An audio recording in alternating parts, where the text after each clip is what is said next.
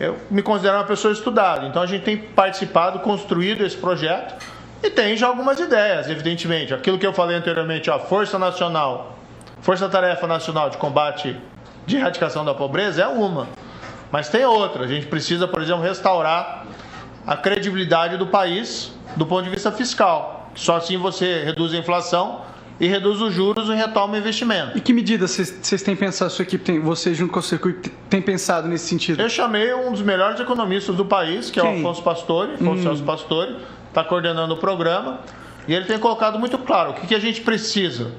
Tá? Uma âncora fiscal, que assim, o país não pode gastar mais,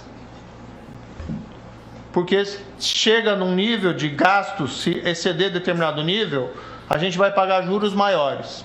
Isso é uma coisa que qualquer pessoa entende em casa. Então, é como se... Porque esse dinheiro vem de algum lugar, esse dinheiro vem do imposto, vem da sociedade, o governo não cria dinheiro. Então, quando o governo começa a gastar mais do que ele pode, ele está tirando riqueza das pessoas. E você precisa ter um grande programa de infraestrutura. Isso que é o problema. Isso é importante. Mas é o problema que, quando você está reduzindo os gastos, é difícil investir, né? Mas você precisa fomentar, principalmente, o investimento privado. Né? Porque os países que crescem, que se desenvolveram, quem é dono da Apple? É o governo americano? Não. Quem que é dono da Microsoft? Quem que é dono lá da Tesla?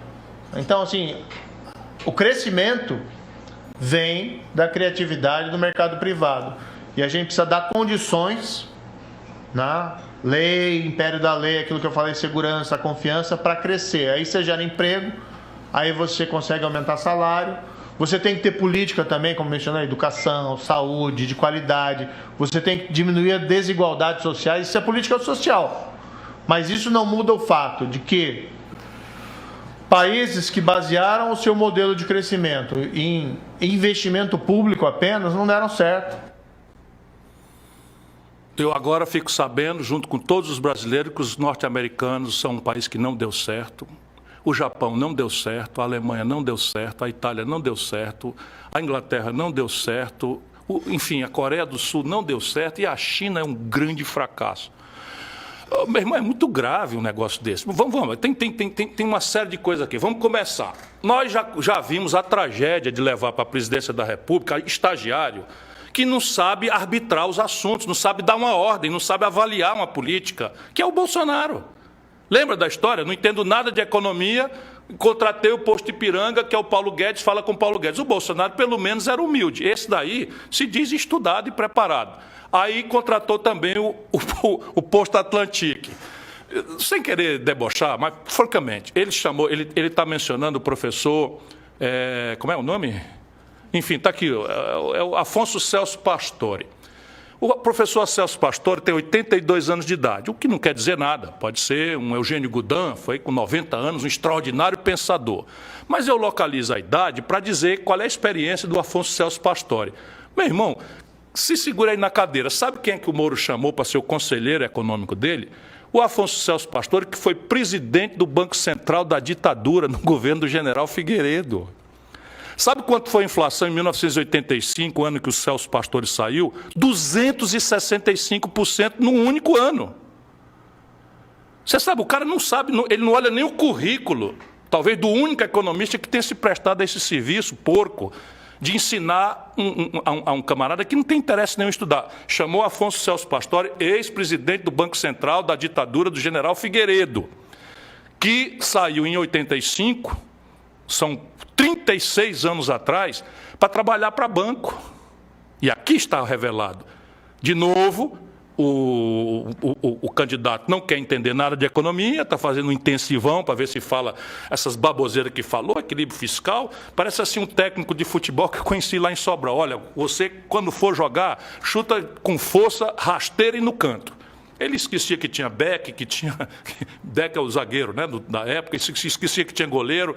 Enfim, que o ângulo da bola não é uma necessidade que você possa controlar. Então, vamos lá. Vamos chamar o Afonso Celso Pastore, presidente do Banco Central, do general Figueiredo, que em 1985 deixou uma inflação de 265%. Mas vamos à questão da compreensão de mundo e do papel do Estado na economia. Ele cita algumas empresas. Ô Sérgio Moro, Todas essas empresas da nova economia, Tesla, ou Apple, ou sei lá quais que você citou, não existiriam se não fosse o governo norte-americano. Vai dar uma olhadinha no Google e veja lá que quem criou a internet foi o governo americano com dinheiro público, estatal, a pretexto de defesa, a pretexto militar. Existiria a Apple se não fosse, não é, a internet? A Tesla tem como seu principal promotor, o seu principal estimulador, financiador, a NASA.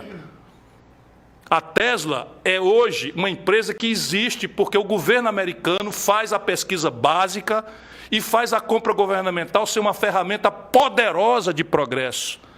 E assim nasceu, por exemplo, o celular. Sabia, Sérgio Moro?